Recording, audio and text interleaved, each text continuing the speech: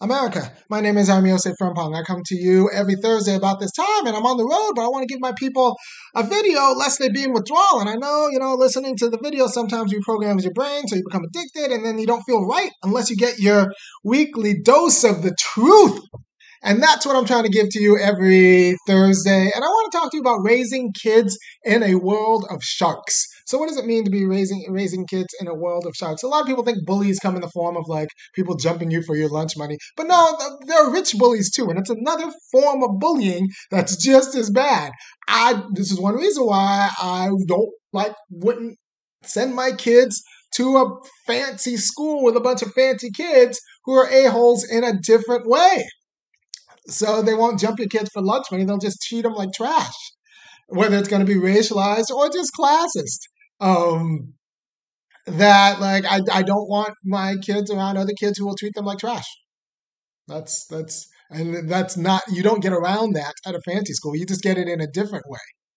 You just get it in a different way. There was an interview and the local NPR station about a black kid, with a black kid who went to one of the fancy old segregation academies, actually. So it was a Christian school in town. And you could just tell that, he just spent his first 15 years around kids who treated him like scum. And that's not what I want my kids to feel like. So you're like, well, you can't send them to, this blank and blank public school because your kids won't learn as much. Well, I can teach them. I want to send them around kids who are actually just good kids, who are actually thoughtful and are used to dealing with other people and know how and have to be human, versus sending them to a bunch of sociopaths at the private school. And I do not want. I wouldn't want. A little bit more math isn't worth that. To have to deal with sending a black kid to a white school full of sociopaths is not something. And I say this because I'm in the Bay Area, California, and the sociopath parents are a little bit different here than the sociopath parents in Georgia. But they're all still parents I don't want to send my kids, who are bad at raising their kids, And so, what do I mean by that? Right. So it's how are these parents, especially the successful ones, bad at raising their kids? They raise little sociopaths, and they call it, my kid's on the spectrum. He's autistic. This is what white parents do. My kid's on the spectrum. He's autistic. No, your kid's just an asshole because you're an asshole, and that's made you a lot of money in the tech. Tech capitalist kids are not the best people, right? So you've made a lot of money in your tech capitalism, and now your kids are jerks. And I don't want my kids anywhere near your kids because your kids are jerks. Because as you're making that money in the tech capitalism, you were never actually thinking about how to be a good person.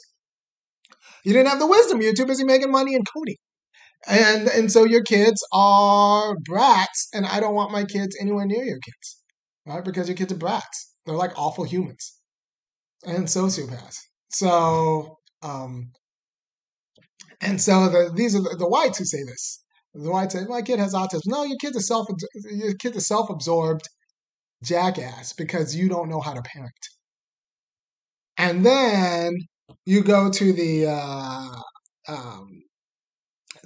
first generation immigrants, the Asian kids. They're a little bit better at parenting, insofar as they don't just farm it off to other institutions. They know that they actually want to deal with their kids.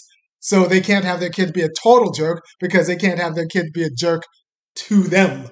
So the Asian parents put on a little bit more of a hands-on attitude to it. And I think that's probably better for um, that's better for, I think, to be around, right? Because the kids can't be complete unmitigated jerks because the kids have to be nice to their parents, because the parents are actually involved, whereas the white parents are not involved.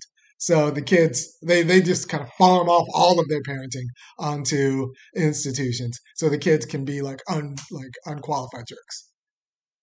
And at the end, the parents will just blame the autism because um, the parents will blame autism because the parents don't want to take responsibility for actually just being bad parents. Bad at being parents. Parenting is very hard. Parenting in 21st century America is very hard. It's actually like a complicated, ethically and financially, and all of that difficult. It's a hard thing to do, and you are probably not up to the job. You are probably not up to the job unless you've been listening to this for the last few years, in which case you're welcome. So what are going to be the characteristic features of good parenting? You don't teach your kids to use people in a transactional way. Their friends are not there to be beaten. Like you don't want you don't want your kids to use your friends as a way of like separating themselves as being better, right? So your friends are not there to be like chum to be beaten for your kid's self ego. Your kids' friends are not there to be taken advantage of for services or goods in a transactional way. Well, you could do this for my kid, that way I can do this for your kid. No, it's not that. Um, your kids' friends are there as opportunities so that they can help develop each other just in general, right? So you're not trying to don't teach your kids to try to extract goods and services from their friends. Teach your kids to try to help develop their friends, because that's what freedom is. Freedom is about being with people who are fully developed and have been developed. Right? So your job, my kids know that their job is to make the people around them better, not beat the people around them, to make the people around them better. Are you teaching your kids how to help the kids around them, to make the kids around them better at being what the kids around them are? Right? Because that's what democracy requires. That's what self-government derives. It's a process of making us better, right? It's not a process of beating your neighbors. It's not the process of extracting goods and services from your neighbors. It's a process of co-development. How can we make each other better and support each other in becoming better? And that's the ethic you need to instill in your kids. Not as a matter of charity, but as a matter of this is what it means to be a good friend. We help each other develop. So my kids know that they are invested. Their success depends on how well that they can develop the people around them. And hopefully there are other parents who understand that their kids' success depends on how well their kids positively develop my kids. So it's just a wonderful feedback loop of positive development, not extraction or exploitation, but of positive development. And the goal is to um, grow your kids' capacity to develop the people around them in the same way that I'm developing you. This is through this video, I try to develop the quality of citizenry that like then we all share institutions and have to govern this nation with.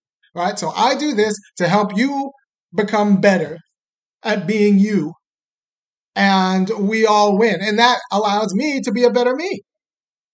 Right, and by the way, if you want me to continue doing this, and if you support the work I do, go ahead and go to www.bunkyacademic.com and kick in $5, $15, or $50 a month, and I'll keep this this project of national development going. But it's not it's not about resource extraction of me, like, or kids showing that they're better than their peers. No, it's about your relationship with your peers being about development. How can we help each other develop into the people we're going to be? And that's the ethic your kids should take into like all of their relationships. All right, how are we going to do this? How are we going to solve this problem? How can I help you solve this thing that you're wrestling with? How can I help you solve the problem? And if everyone's doing that, if everyone's concerned with like mutual development, then the product actually ends up good, and the kids are actually end up like healthier and better. If you go into that situation, be like, how can I make sure that I am better than you are? That is the worst way to go about the situation. And always like awful kids, and your kids will be jerks, and will be kind of sociopaths, and you won't exactly know where you screwed up your parenting. But it's because you train them not to train them to be the kind of people who help their friends develop. You've trained them to be the kind of people who see their friends as human resources to be exploited, extracted, or otherwise pragmatically used for the student's benefit. Not like a relationship where your job is to help make the other person better. My job, and I will ask, $5, $15, or $50 a month if you really take what I say seriously. But whatever. My job is to help you become a better you, right? My job, and not necessarily turn you into me, but to kind of like get rid of some of the barriers that stop you from being a better you. And right now, I'm talking about stopping you from being a bad parent, right? So, are you teaching your children that their role is to help their peers develop? Develop, and that means they have to develop themselves in a way that like enables them to help their peers develop, and that's the goal. And if everyone does that, then we all live in a better nation, and we get cool stuff, right? And there's the famous story of LeBron, where apparently, I'm about a little bit older LeBron, but I remember when he was coming out, everyone knew he was going to the NBA, and he was going to be famous, and he knew it too, and he knew that like he was gonna make $1 zillion, and that he didn't know enough to not get eaten by sharks. So what he did is he took the development of all of his friends seriously, including the cat who's dating Adele right now, and he sent them to college and like kind of like knew that for him to succeed, he needed to develop his friends and take their development seriously. And so, like, he sent a group of his friends to college and, like, so that they all learned things that he couldn't learn because he was too busy, like, being LeBron in the aughts. And now they can work together because they took the project of mutual development seriously. If you take that project of mutual development seriously, then everyone wins. He didn't just think about, well, I got to get out of the hood and leave these guys behind me, or I can help them as a matter of charity. He knew that his success depended on how well. What's the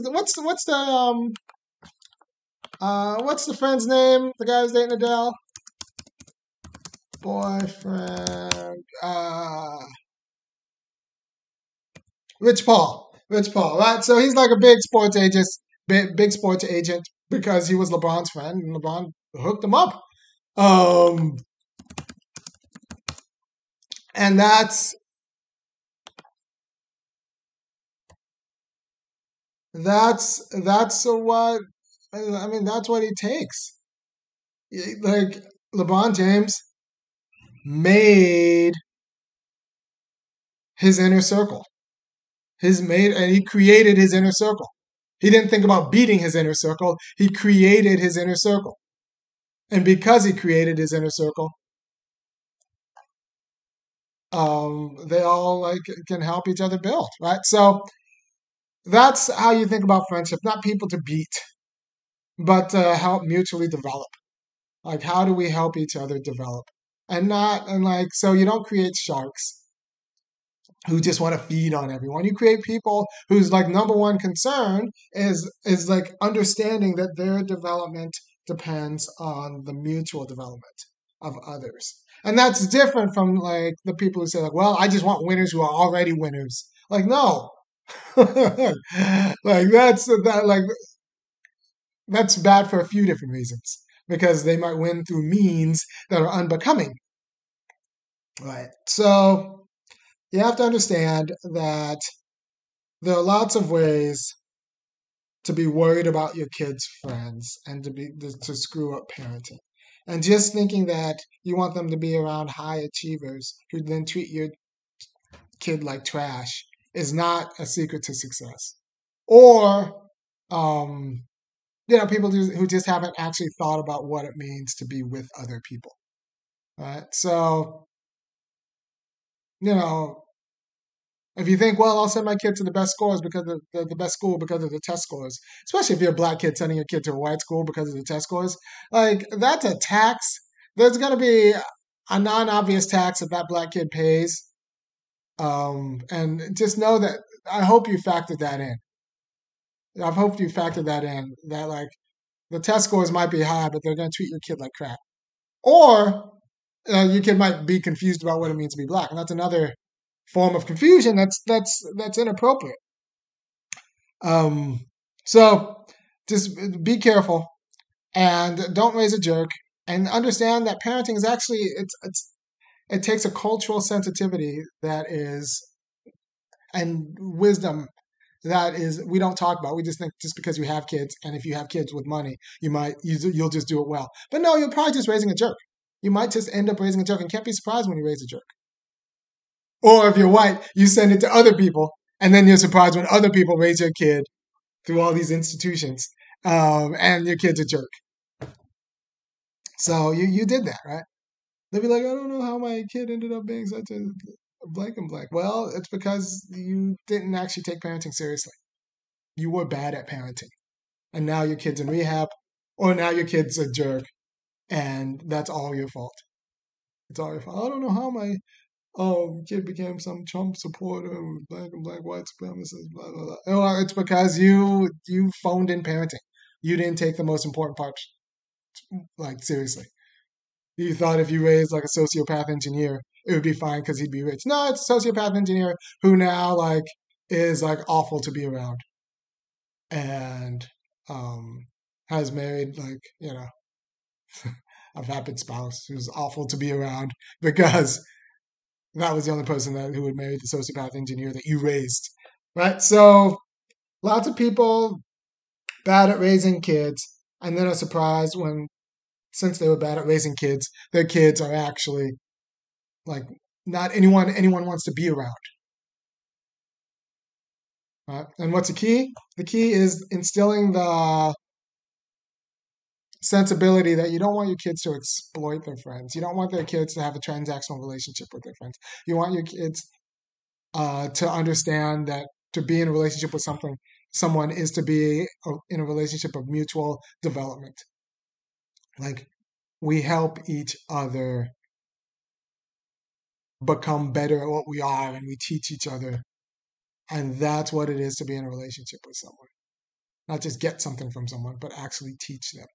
And the more you can teach your friends, and the more you can help your friends develop, the better friend you are being, and the better everyone is in the group project, which is like a lot of our communities.